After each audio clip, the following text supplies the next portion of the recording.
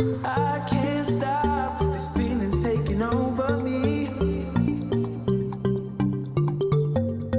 I can't stop these feelings taking over me. I can't stop these feelings taking over me. I can't stop these feelings taking over me. You're feeling me, I hope you're feeling me. You're feeling me, I hope you're feeling me. You're feeling me, I hope you're feeling me.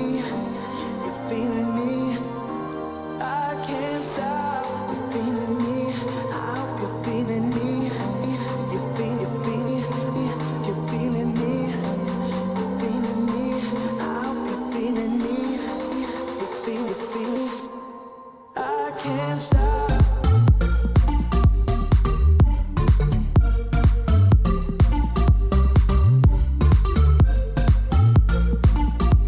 Yeah, okay, perfect. I can't stop.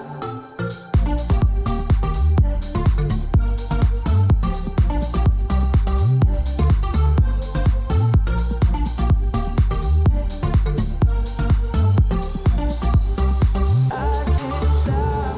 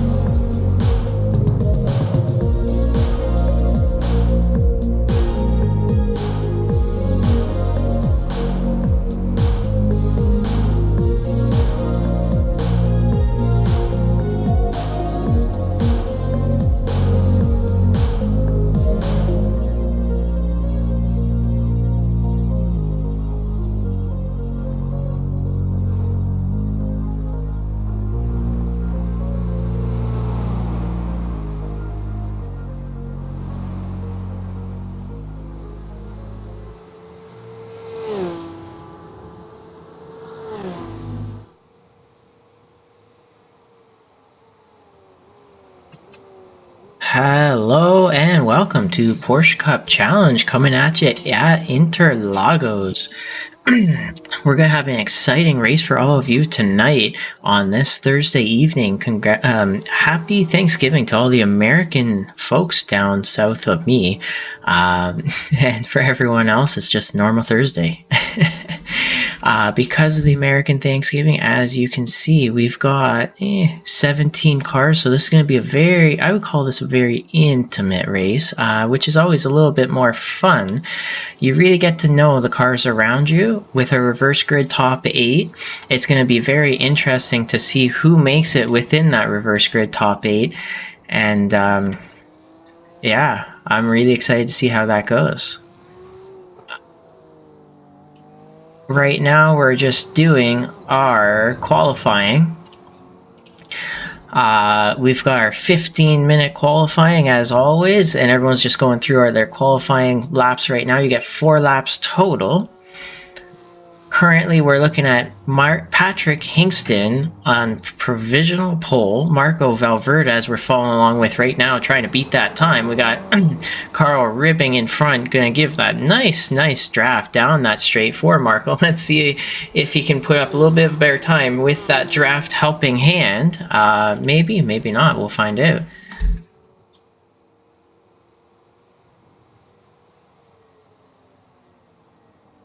And it looks like he was able to improve his time, but not enough to make a dent into the lead of Patrick Hingston and take that pole away.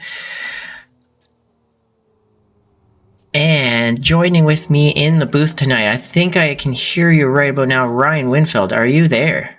I can hear you. Can you hear me? I can absolutely hear you. I hope everyone listening to the broadcast tonight can hear you. If not, if I'm talking to myself, I guess, guys, let me know. Well, we'll figure it out. We'll figure it out. Yep, should be a good race. Interlagos is always exciting. It's a fun track to drive. It's a tough track to race on. It's one of the great ones, I think. Definitely. It's a wide track, very challenging turns. You can use all of the track or not all of it, a little bit of half, somewhere in between, with the ability to get up alongside after that long straight towards that finish line. It's going to be really interesting. Hey, look at that new Jaws livery from Adrian Kukulas. Those two right-handers in kind of the infield section too can be really interesting in terms of racing too. You can get up alongside somebody into either one of those. Whether or not you can actually make a pass stick there is a different question, but you can make it happen, and you might be able to make something work. So I wouldn't say we'll just be looking at T1 or T4 for overtakes here potentially. Yeah, definitely. That infield, I can't pronounce these corner names. Let's just my Portuguese is not very good either, so so we're not going to be relying on you. Well, you don't have Spanish tongue in you? No, maybe not. Yeah, well, they don't speak Spanish in Brazil anyway. No, they really don't. This is Portuguese. That's correct.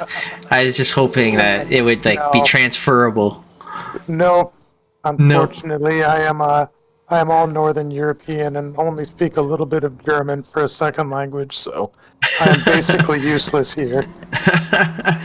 Okay. Next week I can pronounce some of the names, though. Oh yeah. So I gotta ask you, with this track, which corners would you say on this first lap are going to be the make or break corners of this track? Well, so for me, the make or break corner, especially the first lap, I think is turn 4. I think if they're counting them the way that I'm counting them, after the second straight, this left-hander that we're just about to see here on the broadcast, it is wide. There's a lot of runoff, but it's deceptive. It falls away. It really pushes the car out wide. It's very tempting to put a nose in. It's a really easy spot to get up alongside, but with the way that the track falls away and it's kind of off camber, it's really easy to slide up into the car next to you. I think we might see some fireworks there. I would call that the Hamilton Verstappen famous corner. If you don't know that corner, you're not a racing fan. I shamefully haven't followed F1 in years, although I should try and get back into it. Hasn't been since the Schumacher days since I've really watched, but it is a famous corner, regardless of what area you're talking about. Yeah, it was just last year, the Verstappen famously ran Hamilton wide. And that blew up all over Reddit and the internet. It basically blew up the internet. So you've seen it. Yeah, I have, but yes, like I said, there you go. I haven't followed F1 for years, but I do still look in from time to time. But anyway, that is a corner that I suspect that we'll see our own version of the fireworks in tonight as well. Like I said, it's the really juicy passing opportunity. You've got a long straight, you can get a draft, you can get up alongside, but if not everybody wants to play ball, it can be pretty wild there. So at least there's a big runoff.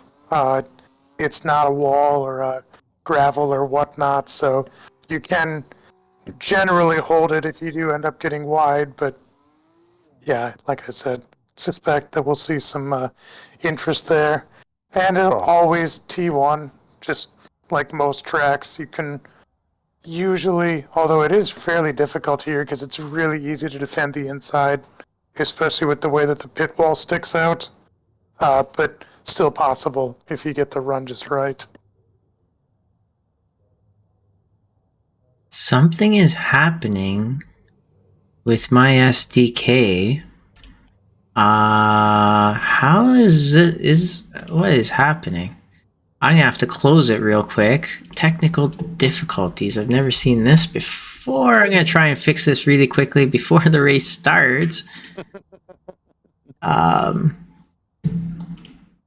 boy. Here we go.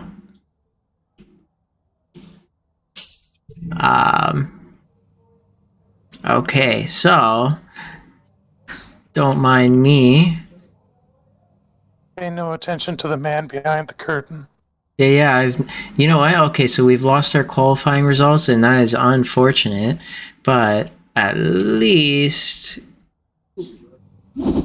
let's see. Yep, perfect. Okay, so we still have everyone's order here. We've lost the qualifying results, but I can still read through the names on the top left, so that's not so bad. We're just waiting for, I think, one more person to grid. And there we go. There we go. There we go. Perfect. Good luck. There's a recovery if I ever did see one. We got Barney the Flag Guy. It looks like everyone's just coming to the grid, almost ready to go. Barney's guy's ready. One a 4X, but yeah, I call that 0X. Here we go. We got Barney with his red earmuffs ready to wave that flag. We got 3 lights, 4 lights, 5 lights.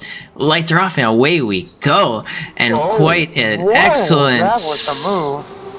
Excellent start from Marco Valverde, trying to make that move real early on Hingston. Hingston trying to get over, not quite making it happen. And we have a very clean turn 1, turn 2. Oh no! There we go. There's the fireworks already. And we're going to have to take a look at exactly what happened after, because we got a battle brewing up at the very front, and we're going to have a 2 wide into the corner we were just talking about. Turn 2 right here. Marco Valverde on the inside of Patrick Hingston. Patrick Hingston not able to make it stick and get. Does not want to take, or he wants his first place. Ooh, he wants his first place back. You can see that. Oh, definitely driving with that hunger. And that's put Corey Lazarus in 3rd position, able to, making a move up the inside. Let's get a better camera view on exactly how this is taking place that was here. Heroic. Slow in, fast out, he says. It looked like fast in and trying to go fast out.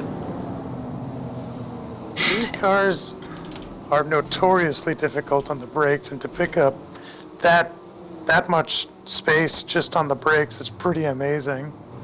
And keep it clean. Definitely. And here we go. Marco Valverde not getting the eggs that he wants onto the start-finish straight. That's going to leave him wide open for attack from the likes of Patrick Hingston. And Corey Lazarus is ready to basically take any victims as well from anything that may happen ahead of him. Lazarus is in a good spot right now. Let these two duke it out. Let them tire themselves out. Let them wear the tires out. And I would not be surprised if we end up seeing Lazarus in front in the not too far distant future. He's a wily racer and he is quick. Definitely. And Marco Valverde is still in the lead of this race. And it's anybody's guess how tire management is going to go. We do have 15 minutes. Let's pull up that timing tower so everyone can see exactly how far everyone is from each other. Oh, it looks like Michael David and Kevin Sadu. Oh, Michael David making the pass. Back to the battle at the front of the pack. It's whoa, and Patrick Hingston going for that inside line. Is he able to make it stick? He's got a longer distance to travel. If he can make this work, he's going to still be on the inside. Little bit of door banging between Marco Valverde, Patrick Hingston, and Patrick Hingston is now through Marco Valverde. What an insane battle. Ice cold. That was absolute hard gloves off racing from these two up at the very, very front. And you can see Corey Lazarus wants to get involved with this. So you've say from personal experience that Marco Valverde does not give spots up easily. That was a heck of a move. Oh, and Patrick Hingston, that was a well-deserved pass. Now a well-deserved first, but Marco wants it back. Heading into turn one, Patrick Hingston's still ahead, and now that little bit of a and that's mistake there. It looks like trying to push it too wide into turn one has left Marco Valverde wide open to be attacked by Corey Lazarus. Corey Lazarus now through up into second position, and that's bringing Martial Chauvel even closer to this pack. So it's anybody's guess how this is going to go. If these two keep battling, Patrick Hingston is going to be off, and away. Look now, but Charlie and Michael Carrillo are right there too. It is definitely still a pack. Oh, definitely. All these drivers very, very close to each other. They just have to trust in Corey to bring them all back into that striking range and be a part of that massive vacuum effect from our draft that we get in this car, in any car, really. Yeah. And so like I said, Corey is great at being in the right place at the right time, and we just saw that right there in turn one. Just let the move come to you. Oh, and here we go. We're following along with Gary Watson and Rob West. Rob West is now up 4 spots total. It looks like he's just recently made another pass. Maybe not. Oh, he may actually be in position to pass Gary Watson. You know, both these paint schemes are so wild, crazy. I'm like, who's who? Here we go. Heading towards turn one. Is Rob West able to make it up alongside? Not quite. Oh! May have almost blown a brake line, having to go wide. And that's going to set him back. Got on the grass a little bit in the braking zone, and that's all it takes. Oh, and I'm seeing Simon Fell. Dan Marrere, Simon Fell, Carl Ribbing duking it out. Let's actually take a quick look at how did that one happen. Gonna do a quickie replay as they head down that second straight. Dan Marrere down the inside, making a clean pass on Simon Fell, blocking off any chance of getting repassed back, and away they go. That was a nice move. That was a real nice move, I gotta say. So we have quite a few packs that have developed. We have 2 newcomers, Antoine Dakash. I'm going to go with, no. I should have practiced. Dakash. I think Dakash. And then Phil Strafforelli. I had this right earlier. Phil Strafforelli. Staffarelli, yeah. Straffarelli. I've worked with way too many Italian people to get that one wrong. Just get Anyhow, your red sauce and your pasta fork, and there you go. oh, I love my spaghetti. Favorite food ever, and same with my son. So now, up at that front pack, we've basically narrowed it down to a pack of 3. You can see Martial Chauvel and Charlie Pouyer have they've lost a little bit of that draft. That trust in Corey has brought them a little bit closer. But yeah, if you were in Charlie's position right now, what would be going through your mind? I just cling to the car in front of you as hard as possible at this point. Losing that train can basically just be game over.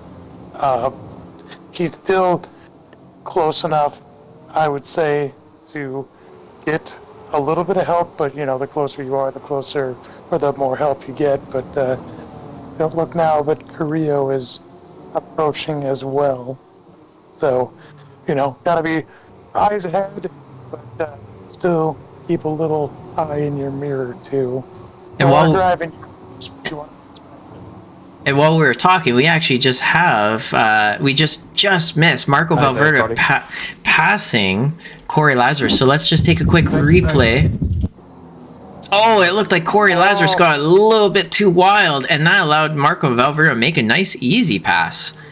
And as they're smoke in our other shot, I thought it might just be a little enthusiastic coming out of the corner, but nope, just a little bit. Good save though. Still in third.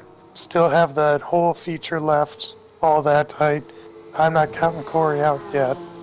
Definitely. Third place is still a good place to be. And actually, while we have a quick little moment now... Oh, wait.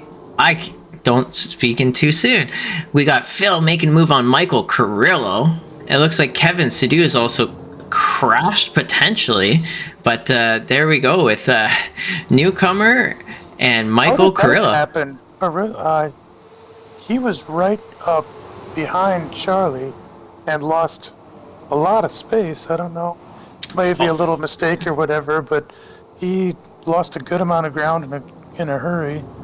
And he must have gone off.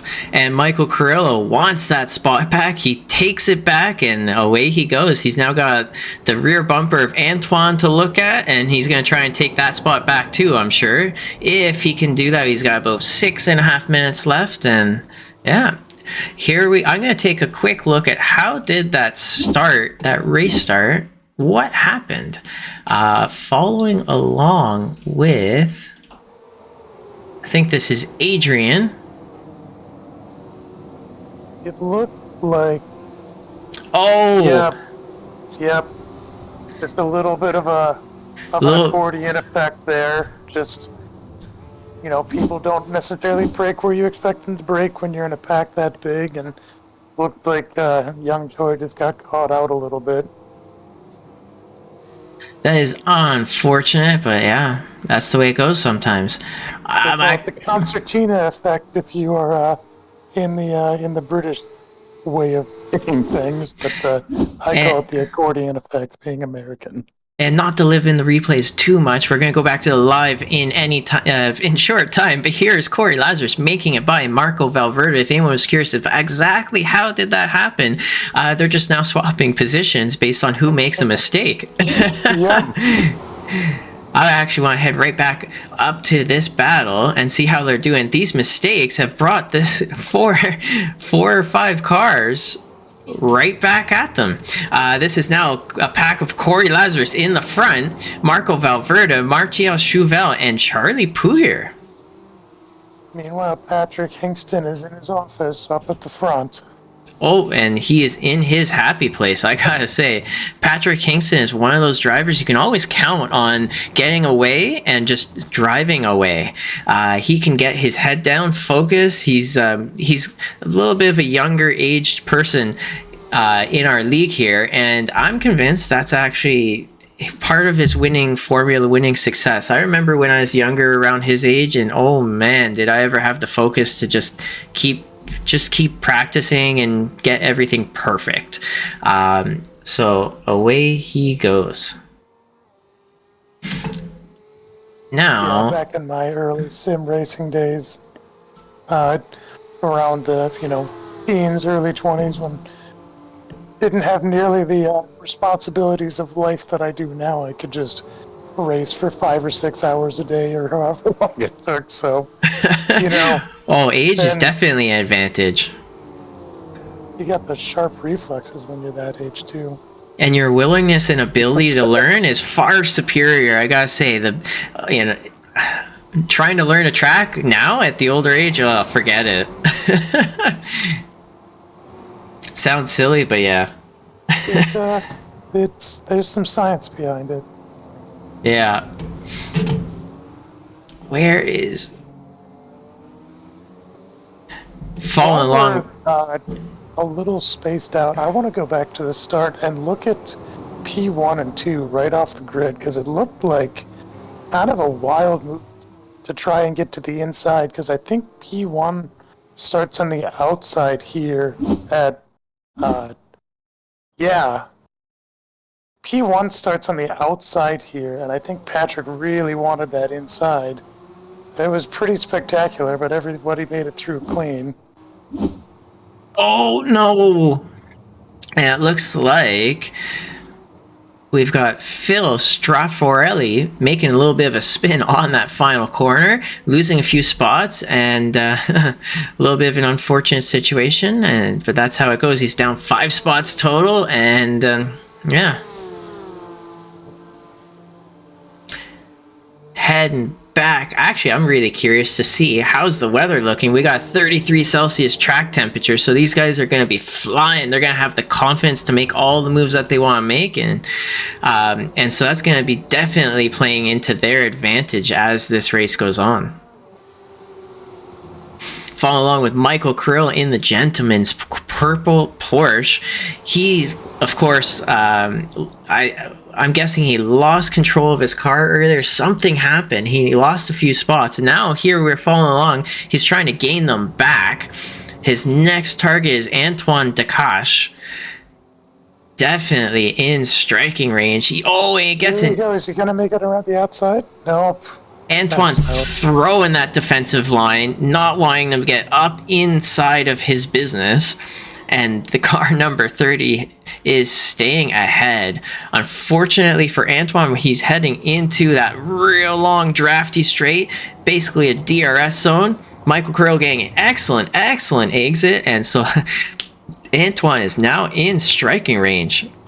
Let's see how. I have to say that purple is one of my favorite paint jobs on the grid.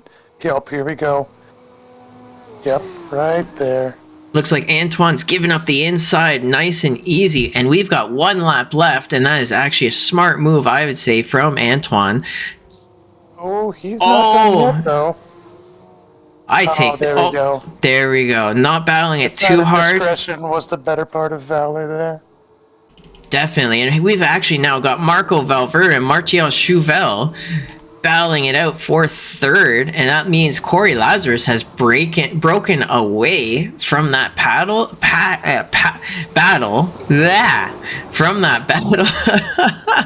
You think I'd been drinking? I haven't. No. And that's put Marco Valverde in striking range of Martial Chauvel and Charlie Pouyer. Charlie Pouyer with a new paint. For me, honestly, it's been the eating as much as the drinking. But that is the whole holiday here. Is that how Thanksgiving works? I guess so. It's it's lots of people brought lots of food over. It's a good time by all. Here we go. Patrick Hinkson come down the start-finish line for the final time, taking that checkered flag in our 15-minute race, winning. Congratulations, Patrick Hinkson. Congratulations, Corey Lazarus coming across in 2nd. Marco Valverde holding off Martial Chauvel to stick it in 3rd. Charlie Pouyer in Martial Chauvel 4th, Charlie Pouyer in 5th, Michael Carrillo in 6th, Antoine Decache first race with us he's coming across in 7th, Dan Marrera in 8th, Simon Fell, the amateur division leader, just having a little bit fun out there, finishing in post-race shenanigans here.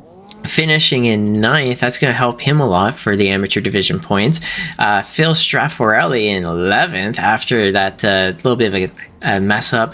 Gary Watson in 12th. Rob West, after making a whole bunch of passes, ending up in 13th. Michael David in 14th. Kevin Sidhu 15th. Young Choi in 16th. I think he's still out there, actually.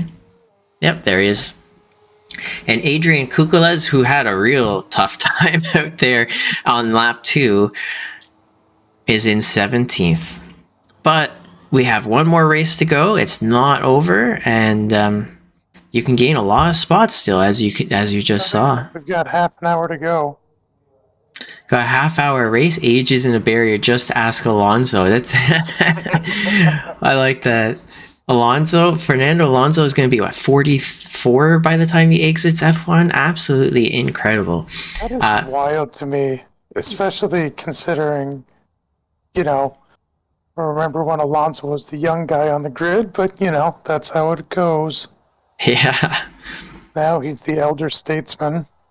So we got 10 people viewing live right now, so happy Thanksgiving to everyone live. I hope you're having a great evening. We're having a great time racing, and it's too bad you couldn't be on the racetrack with us, but you know what? You're just giving up a lot of points to all of your competitors here. That's all I gotta say about that. But if you are watching... Isn't a bad place to be either. Yeah. Don't forget to use your Amazon Prime membership to subscribe to our Twitch. I can just pull up the results of that race. Let's see, heat 1, qualified 1. Come on, there you go. Yeah, don't forget to use your Amazon Prime to subscribe to our Twitch account. That Amazon Prime membership subscription goes a long way for helping the league stay free for everyone. We want to be accessible for everyone and anyone of all ages and all abilities and so on. And Amazon Prime gives you that free subscription, so we just ask you to use it with us. So now, no Thanksgiving for Canadians. We had it early. Thanksgiving is in October. I don't know what these American people are thinking. I don't know, man. I'm north of the wall. It's like, what is this Black Friday? I've never heard of it.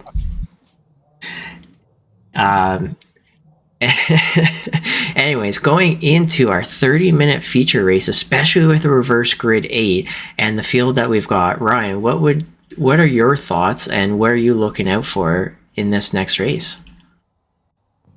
You really have to balance, especially if you're starting, P7, P8, whatnot, after placing well in the sprint. You do really want to balance.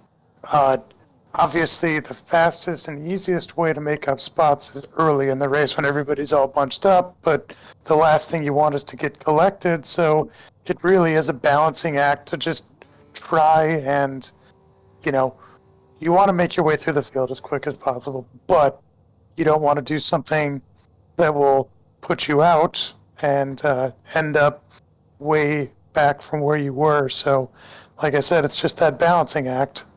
And I actually call that calculated risk and calculated passes.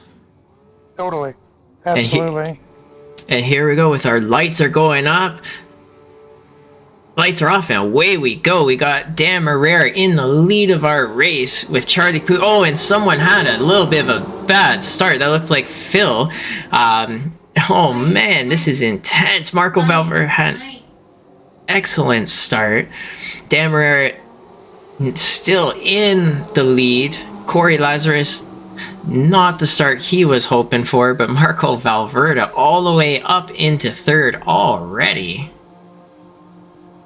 So that's where I was saying, he's decided that he's going to make the push early on, and it looks like it's panned out for him.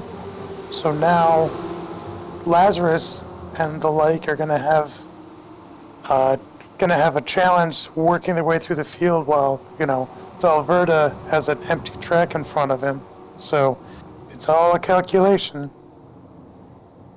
Oh, and there's a little bit of contact between the cars, and that is causing a little or a lot of chaos in our field. Who was that? That was Corey and... Oh no. It was Corey and Charlie. Yeah, that's a disappointment. That's too bad. Both those drivers are, usually good at being in the right place at the right time, and can't always be, unfortunately. No, sometimes that's just racing. And that's allowed Marco Valverde to start breaking away. Where is Patrick Kingston? Patrick Kingston deciding to take the slow and steady route. He knows he has the pace. He knows he can get up to that front again. He doesn't have to do it on his first lap. I like this. It's a little bit of a confidence swagger, I would say, to just take your time. Well, he knows he's got the pace, so it's just a question of, getting into a spot where you can use it. Definitely. He's really in that spot to use it, I would say. He's, moving up to the front. It looks like into turn 4. Martial Chauvel making a pass up the inside of Dan Herrera. And almost alongside still, but Martial is staying ahead. When we have a moment, I will go back to the replay and see exactly how that incident took place. Not to give any kind of stewarding thoughts. That is up for the stewards to decide if they have to. But it's always interesting to see what is it that happened that made this giant mess. There goes Hingston. Like I said, he's got the pace. He's just got to use it, so made that look easy. Yeah, and there's Patrick Kingston making the pass on Simon Fell. Now Michael Carrillo looking to make a pass on Simon Fell. Simon Fell is just going to be the steady Eddie of our amateur division, currently the leader in our amateur division, and I'd say this is why. Totally. He's already up 3 spots. Wow. And let's head back up to Martial Chauvel. If you were in this guy's shoes, what would you be thinking leading this pack? Well, I honestly would be personally driving in my mirrors right now, because I know Hingston's back there, and there are, as says, the pecking order, yeah. There are drivers that I just flat know are going to be faster than me. It's just the way things work. So, looking at that gap and watching them work their way through traffic and hoping that I can maximize my empty track in front of me and just, hope that I can hang on and, somebody like Hingston or whatnot might get hung up in traffic. But as we're seeing, he is also pretty good at just knifing through the pack. So, like I said, me personally, I'd be driving in my mirrors right now. Probably not the best way to do it, but that's how it goes. Just gotta put tape over those mirrors sometimes. Right. I know it's hard. Patrick Kingston looking at his next victim of Antoine Decache. And is Antoine going to give it up easy or challenge him? No, and he is just going to let him have that inside line. Is he still going to challenge him through turn 1, turn 2, turn 3? Nope, he's conceded the position. Made it clean. Antoine gave it up easy. He doesn't want to fight too hard. He loves P5, and he's going to sit comfortable right there. It's always a good... The other thing, too, is when there's a driver that is, noticeably quicker than you, if you do concede, sometimes you can just staple yourself to their rear bumper and end up making up time in even places if you just kind of follow them.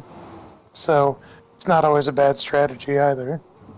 Definitely, you can allow someone else to open up that doorway for you to walk through. Dan Marrero throwing some defensive lines. He actually wants to make Patrick Kingston work for this spot. He does not want to give it up easy. So this can turn into some real heated battles. Let's follow along and see how this story unfolds.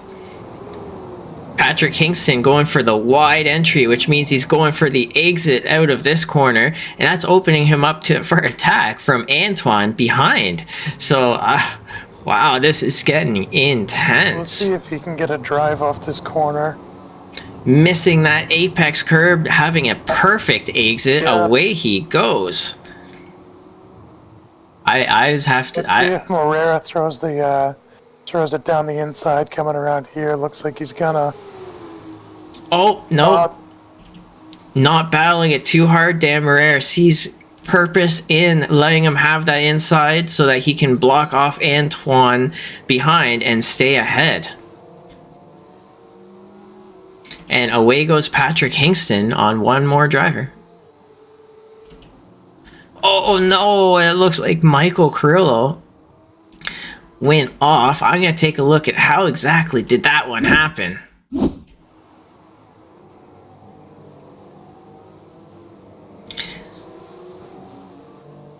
Oh, bounce that curve a little bit. You want to take as much of that inside curve as you can, but it does bounce the car around pretty hard. So, as we just saw, can upset the car enough to get it sideways. So, good job keeping it at least pointing forward, but still lost a couple spots and some time. I got a notification here. Phil Strafforelli has crashed. Let's just take a quick look at how did Phil go off the track. I think it's the exact... Oh, and this is... literally just a onesie-twosie mirror image of what we just saw. There you go. There you go. The exact same thing. Which in the Matrix. I think I just went through the Twilight Zone.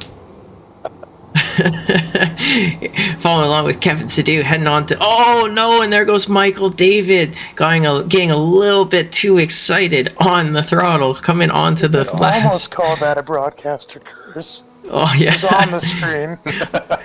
It's just about to call his name, and all of a sudden off he went. I don't know. Oh, well. I'm going to head up to the front pack. Marco Valverde, just checking in with him. He's 4.6 seconds ahead of Martial Chauvel, who's now heading through turn 4, followed by Patrick Kingston.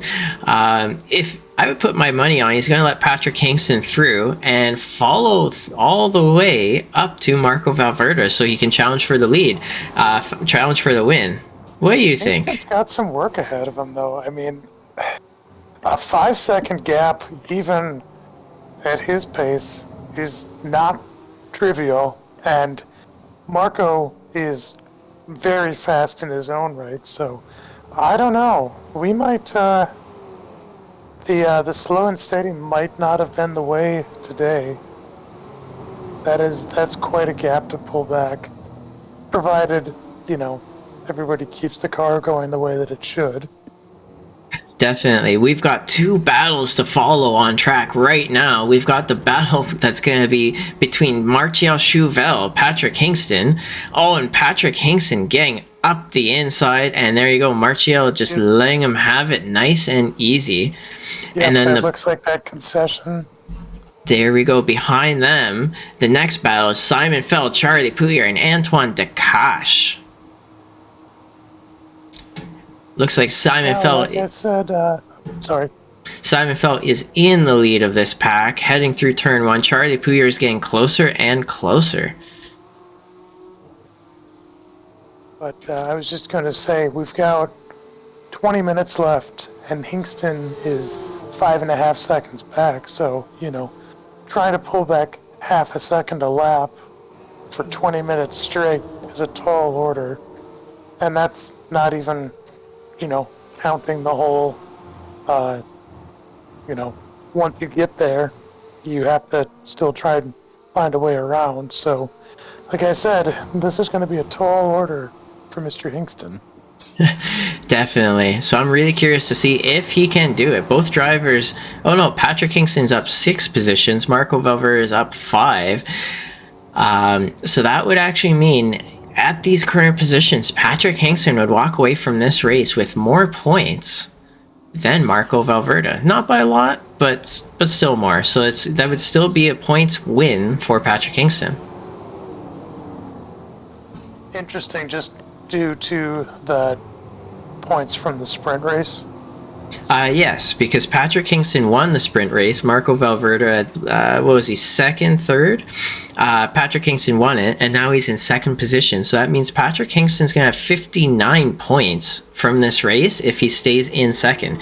If he can actually close that gap, he'll be getting full points this race. Here we go, Rob West going up the inside of Antoine. Rob, where does this pace come from? Normally, he's going off the track, feeling the case of the broadcaster curse. Rob West is turning his life around, up 6 spots total in the feature race already, into 7th. Maybe it's like the opposite of a jinx. If we just sit here and say that he's going to go off track all the time, he'll just drive fast and stay on the track. I like it. I like it. So, Rob West, you're going to go off, I'm sure, right on the next corner. Yep. Lock up and go wide. That's what we're going to say. Prove us wrong. We now have... Oh, something's happening behind.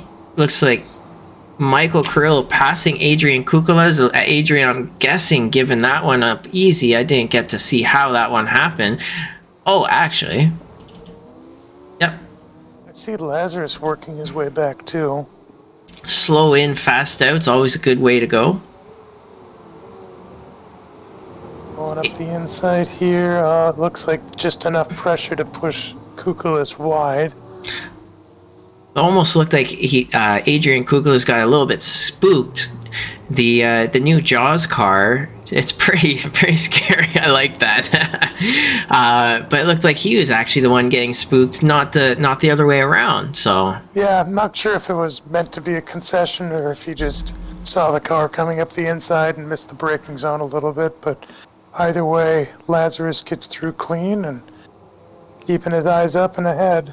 here we go, Simon Fell giving up that position to Rob West, not fighting it too hard. That's the consistency we've seen from Simon Fell all season long. To not fight it too hard, let them by, and just have that nice, easy, consistent racecraft. Stay away from the incidents, and he's now winning amateur division based on this strategy. I gotta say, if his car looks like a John Deere tractor. well, he's not very good at mowing the lawn, I gotta say. Oh, and Young Choi being challenged by Antoine up the inside, and there's Young Choi down 1 position for that he just previously had. Up 7 total though, so not that bad. Yeah, he did not have a great sprint, unfortunately. He had a decent qualifying lap, but yeah, that lap 1 incident really put him back in the sprint race, so looks like he's just trying to salvage what he can in the feature.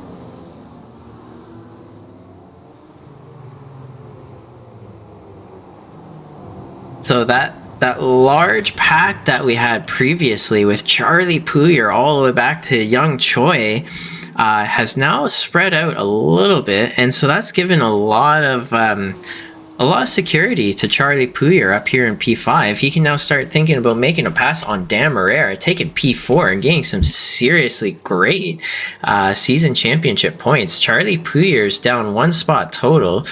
So that would mean he finished in 4th, 5th in the sprint with this reverse grid. So if he can finish in 4th or 5th once again, that's a lot of great points. That's going to be a 50 to 51 point race.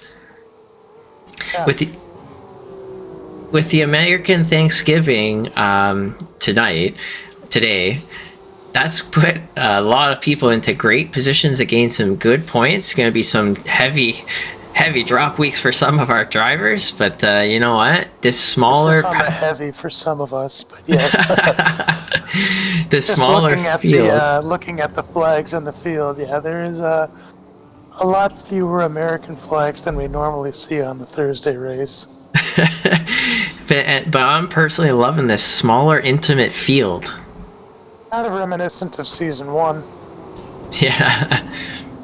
Maybe not quite that small, but No, not our 40 car extravagances that we had earlier this season either. yeah. So I want to take a look at. Do I have a quick moment to look? I don't think I do. Not yet. I'm gonna have to go right. Oh. Oh no. Michael Carrillo not having a good time back there. No, not a great. There are weeks that you just rather forget. Here we go. Simon Fell actually choosing to throw that defensive line, and that's put Antoine Dakash in a position he did not want to be in. He's now ready to he's now ready to battle Young Choi. That is not what he was hoping for. Young Choi, is he going to go for that inside line? He wants every position possible. Not able to make the overlap, and that's going to give the advantage to... Oh, and Antoine going wide. Is there a slowdown? There's no slowdown out there. It's just a 1X. But Young Choi is still right there. He wants by so that he can take Simon Fell's position and gain some good points in this amateur division championship this season. 2 more races, and yeah. Mark Santana. Oh, there is a lockup from, I think that's Corey Lazarus. Yep. I would say uncharacteristic mistakes from Lazarus this week. He is usually Mr. Consistent. Just before they get to the end of this straight, I want to take a quickie look at exactly what happened on that incident, lap 1. This is Charlie Puyer. He hit the brakes. Oh, and that's the trigger. Oh, and it looks like, yep. Looks like a couple sympathetic spins later on or farther back in the grid, just people trying to avoid the chaos and locking up on their own. And just as we come back to watching live, there's Charlie Puyer making the inside move on Dan Marrera, and this is an excellent recovery drive, having spun previously in this race, all the way back up in the 4th position. What a drive from Charlie Puyer. Really? Yeah, just as we saw. Same race. I was agreeing with you. It's been really a great race. Rob West all the way up in the 6th position, thinking about making a pass on Dan Marrera potentially as well. Of course, with 11 and a half minutes to go, that's a lot of race left, and it's anybody's guess how the tire management's been going for all of these drivers. Taking a quickie look at our weather, 31 Celsius track temperature, so the conditions are getting easier and easier as our night goes on. I don't know, Michael. What do you think about Hingston? I see he's 3.5 seconds back now, but we've only got 10 minutes left. Do you think he's got it or not? Well, let's take a look at what our battle box says. We're going to go with... There we go. I want to show sectors. Here we go. We're following along right now with Marco Valverde. Hingston is a little bit quicker, but not quick enough, I think, to make up that gap. 1/10 slower in Sector 1 is really going to hurt him. His last lap, if we take a look at last time, 2/10 quicker in a lap. That's it's just not gonna cut it. I don't think That's not enough. No.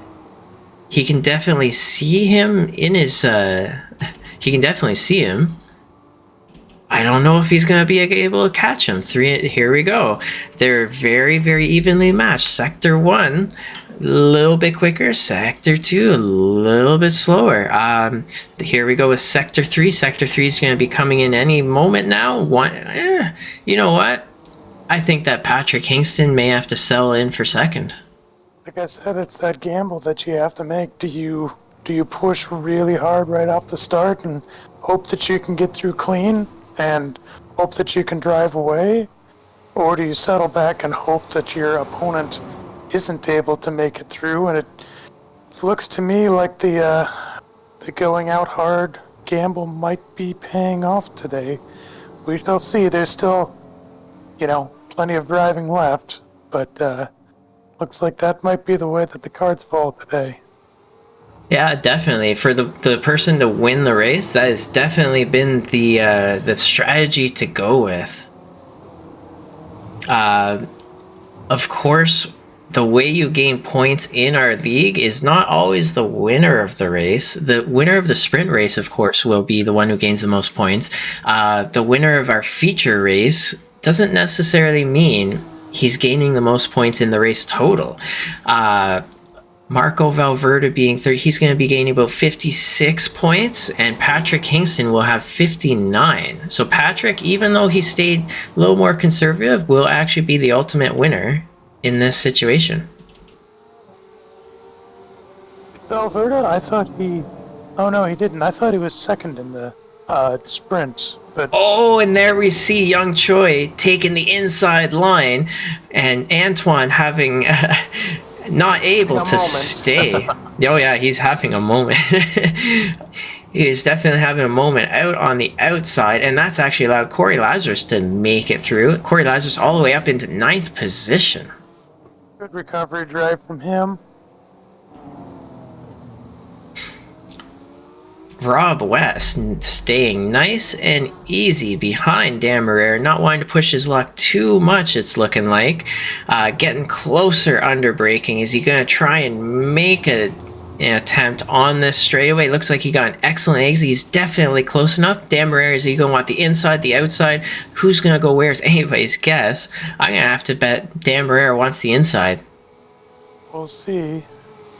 We'll see if Rob is actually close enough. And there we go. Bleeding out. Oh. Oh, and that is a little bit of an unfortunate situation for everyone. Dan Marrero is just trying to come back onto the track. Oh. And that situation just did not work out for Dan Marrero. A little bit of a defensive line, a little bit of a confused, do I go offensive, defensive, and a little bit of a confusion between those drivers, miscommunication and miscues, and it's dropped Dan Marrero down a whole bunch of spots in a place he did not want to be in. No, stewards might be looking at that one. Obviously somebody has to file, but looked like there might have been some touching, there might have been some movement under braking, there may have been a couple things, but, nothing is automatic here, so if everyone thought they could do something better and nobody files, nothing happens. Definitely, and a lot of times we actually like to... Oh, and Young Choi going up the inside, Simon Fell going wide. This is not a common place to pass. Isn't really where you want to be here. Looks like that... Oh, I thought Corey Lat... Simon Fell. Wow, what a great move from Young Choi. This is going to be a drag race down the straight. This could turn into a 3 wide as they head towards turn 1. Simon Fell having a much shorter distance to travel, using that to his advantage. Corey Lazarus now walking through that open doorway up the inside, and here we go, 3 wide. 3 wide. Oh man, are we going to see 4 wide? Almost. 2 by 2 as we head on through. Boy, that was a brilliant move by Lazarus to wait that all out and end up in picking up 2 spots there. Oh, and Antoine getting a little bit was wild. Oh, and he's now spun and not a part of this battle anymore. Sayonara, I'm sorry to say. One of those where we had, the heart rate monitors on the drivers, because I would love to see the heart rate spike going 3 wide into T1 there. Oh, and that's also what's so great about this track is there's space for it. There really is space for 3 wide on this track, on that corner. Really is. I have actually worn my heart rate monitor in races before and measured up to 140, 150 beats per minute during starts and close battles and whatnot, which is pretty wild considering I'm just sitting in my basement, but like they say, the cars are virtual, but the racing is real. Yeah, definitely. It's really intense. It's like, how do you sit there doing very little, but Yep. also a lot, Oh, when we get and done with these sweating? races, I am just drenched in sweat. Doesn't But matter if I have a fan on me or whatnot. I am just feel like I just got done working out. so Dan Marrere almost able to recover all of those lost positions. He was in where was it, 5 or 4, and he's recovered some of them, not all of them. And here we go with Young Choi and Simon Fell battling it out. These are number 1 and 2 in our amateur division, and this is gonna be tight.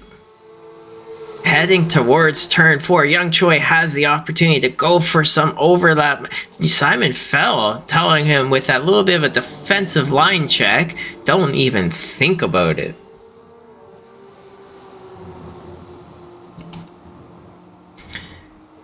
And that's going to put Dan Marrere in a little bit of a tough position behind these two. So he's going to have to wait it out or try and press his luck and make a move on Young Choi, then make a move on Simon. So, yeah.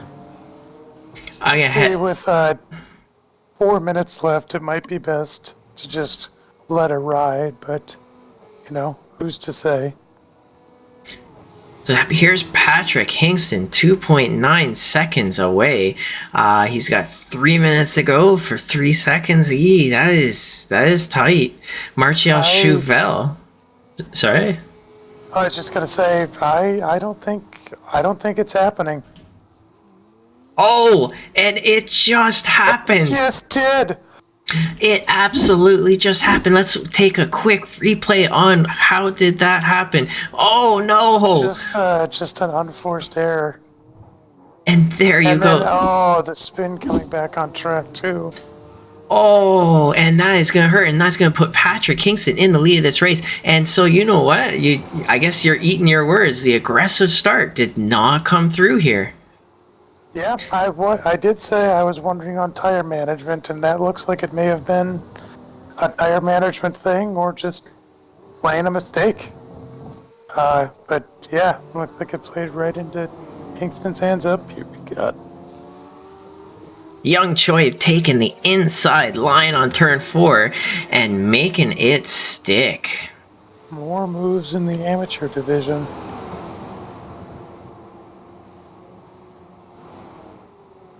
So how does this play out for the points?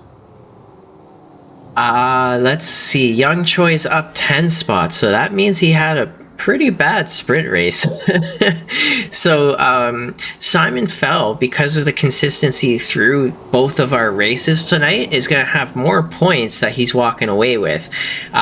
So I'd imagine while Simon Fell's driving, very smart dude, he was calculating in his head, how much should I try and fight this fight or let him go, because I'm already winning the points tonight. Oh no! Oh, and there goes Simon Fell. That, he's not very good at mowing the lawn, and he's just getting a chance to practice right here. That was the true broadcaster's curse right there. Just as I'm saying. I hate to say it. And there you go. Apparently, we do only have to only say bad things about people as they're on camera, because then they drive well. As soon as you start to compliment them, then off you go. And that's Patrick Hingston in the lead. Marco Valverde is in second. Here's Martial Chauvel. These guys have had somewhat boring races, and that's a challenge all on its own, is to keep your head down, keep your head focused, so you don't make a mistake, just as Marco Valverde did moments earlier. just a momentary lapse in concentration is all it takes. I don't know how many times you've been in those positions where you're quite far from everyone else. How do you keep your mind in it? It's very difficult, honestly. It's honestly just something that I've worked on, just practice alone and trying to, is this the white flag? Or is that the finish? That was is the finish. Oh, that's the checkered flag. Patrick Hingston taking the checkered flag from Barney. There you go. he's going to get some strong biceps off of that one. He's going to be waving that flag for quite a while now. Congratulations, Patrick Kingston, for winning this race. Marco Valverde for second. Martial Chauvel for third. Charlie Pouyer in fourth, bringing home some big points. We got Corey Lazarus in fifth. What a run. That is quite a recovery. Woo! And there he goes. Yeah, the post-race antics. And there you go with Young Choi in 6th, Dan Barrera in 7th, Kevin Sidhu in 8th, Carl Ribbing in 9th, as you just saw, Adrian Kukulas in 10th, Phil Strafforelli, after his spin and all that, down to 11th, exactly where he started. Simon Fell, having bad luck, down 3 spots in 12th. Rob West, unfortunate situation with Dan Barrera. I think he sort of tossed his own guts over the track on turn 1 to save Dan Barrera's car, to be honest.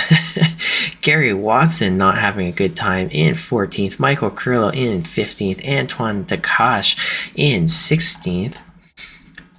And Michael M. David in 17th. So, what are your thoughts on that race? Biggest winner? I gotta ask, actually, biggest winners, biggest losers? Well, biggest winner, obviously, Patrick Kingston. I mean, no doubt about that. It's just, he's just, this is not his first 60-point race, and I doubt it'll be his last. He's good at being fast where it counts. It's pretty impressive to watch, honestly. Marco Valverde especially has been very quick, but this isn't the first time that we've seen a little drop in consistency either. We do see some mistakes later on, and looks like that's exactly what happened this race as well. So, you have to make it last. It's just not just single lap pace. So definitely. I know this is the first season that Marco Valverde has been driving this car. With how challenging this car is, it's quite impressive. Coming from the Skippy, which is quite easy, quite basic kind of car to drive in comparison, that's for sure. So yeah, he's a great teacher, but yeah, you can really manhandle the Skippy, and you really can't manhandle the 911. If you start to try and force this car around, it'll bite back. Definitely. And it was real interesting for me to see Patrick Kingston's strategy from the very beginning of don't push the luck too much, just stay nice and easy. And it actually worked out for him. I suspect that he was honestly going to be just fine with second place, but another win is just, the gravy on top. Definitely. And so yeah, congratulations. Still has a commanding lead in the points. Yeah. Regardless of whether he finished first or second today. So from here on, just bring it home. So yeah, congratulations, Patrick Kingston, for another win and getting a full points ride. What a race, what a drive. And I guess that is our Porsche Cup America's race on this Thursday evening, Thanksgiving for the American folks. I guess if you're watching this back, I hope you're having a great evening, great time watching. And have a good evening, folks. And I'll see you guys Sunday for the Euro Global race. And I'll see you on next week for our final race of the season.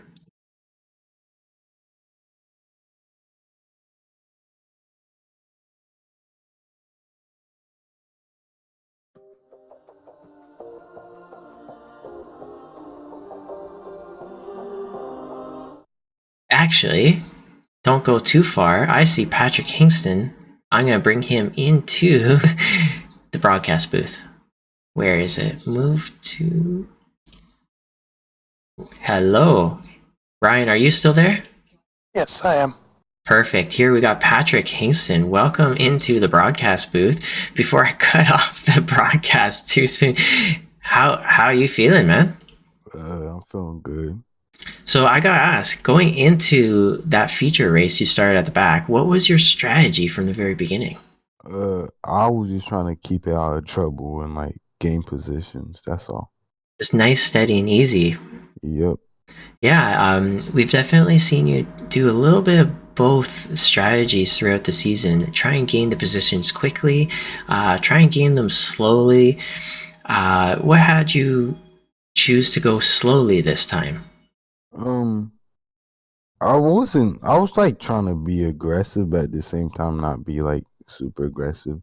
There was like an incident in the beginning though, which happened, and I got caught up into that. And then like I came in like second, and the gap between me and Marco was like 6 or 7 seconds. And then after that, like I pulled the gap down to like 2.9, 2.8. And I didn't think I was gonna get him, but he spun. So Definitely, and that's just a game of tire management and all that. And yeah, it paid off. It looks like just to be nice, consistent, and not push the luck too much. yeah, So congratulations on that win of the sprint and the feature. And is there anyone you'd like to give a shout out to? Racers on the track, or family, or friends, or anyone? my dad and Apex Tech Racing Supply. Awesome. Is there anyone out there on track that you'd love to give a shout out to that you raced against or race against every week? Uh, Shout out to like Marco for like the battle in the beginning, first race. Yeah, definitely. That looked like a great time. And I guess that is the end of our broadcast. Yeah, the second time. And I'll see you guys all next week. Thank you for this interview, and congratulations once again on the win. All right, I'll y'all see have you a good later. night. You too.